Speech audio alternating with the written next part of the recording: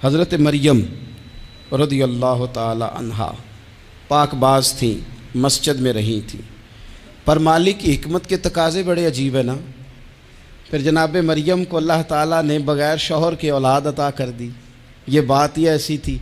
वो किसी ने कहा था कि मखलूक तो फ़नकार है इस दर्जा के पल भर में, संगे दरे काबा से भी असनाम तराशे, तुम कौन हो क्या चीज़ है दागे कबाबी, लोगों ने तो मरियम पे भी इल्ज़ाम तराशे। तो लोगों ने कहा किधर से ले आई बच्चा, तेरा बाप तो ऐसा नहीं था, कहाँ से ले आई।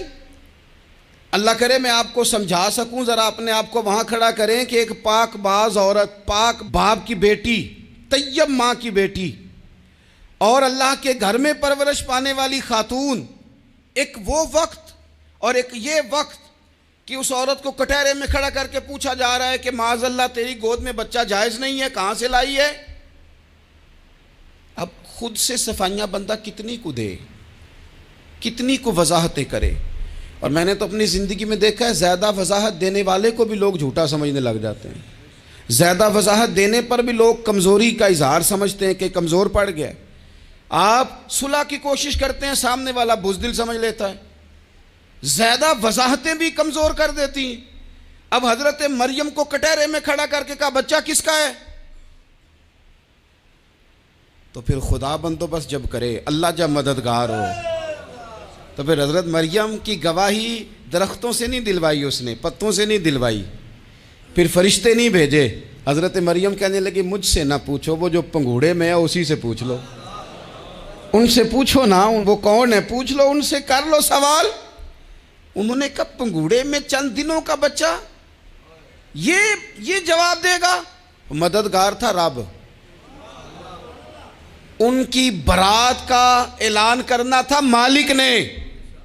और जब मालिक ऐलान कर दे, जब मालिक तेरी सफाई देना चाहे, जब मालिक तुझे दुनिया के सामने निखारना चाहे, तो पंगूड़े में लेटे हजरत ईसा बोल के कहने लगे इन्नी अब्दुल्लाह आतानी अल किताबा, फरमाया मैं अल्लाह का बंदा हूं, रब ने मुझे किताब अता करके नबी बना के दुनिया में भेजा है।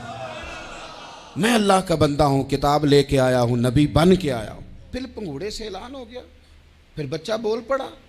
और ये एक दफ़ा नहीं बात हुई, ये बनी इसराइल में एक जुरैज नाम के शख्स भी थे जो नमाज पढ़ रहे थे। बाज़ ने लिखा है नफल नमाज थी, अम्मा ने पुकारा तो आए नहीं, तो माँ के मुंह से निकल गया तू इतनी देर तक मरेगा नहीं जब तक किसी बेहया औरत का मुंह ना देख ले। तो वो इबादत गुजार थे, लेकिन लोगों ने उनकी इबादत, रियाजत, परहेजगारी को नहीं देखा।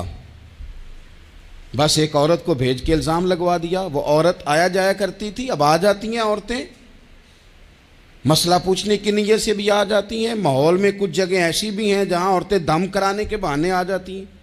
वो खातून आती जाती थी उस खानकाह पे, आस्ताने पे, ये बुखारी में मौजूद है। फिर उसने कहा मेरी गोद में जो बच्चा है ये इन्हीं का है।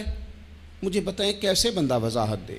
हालात ख़राब हो गए, लोग कुटिया जलाने लगे, माहौल और तरह का बन गया। मेरे नबी पाक अलैहिस्सलातु सलाम फरमाते हैं फिर उस रब के बंदे ने कहा मालिक तू करीम है, तेरी मशीयत का तकाजा आया जो मेरी माँ ने जुमले बोले थे, पर अब मैं वजाहत देने के काबिल नहीं रहा, अब तू ही करम करेगा तो दरवाज़ा खुलेगा।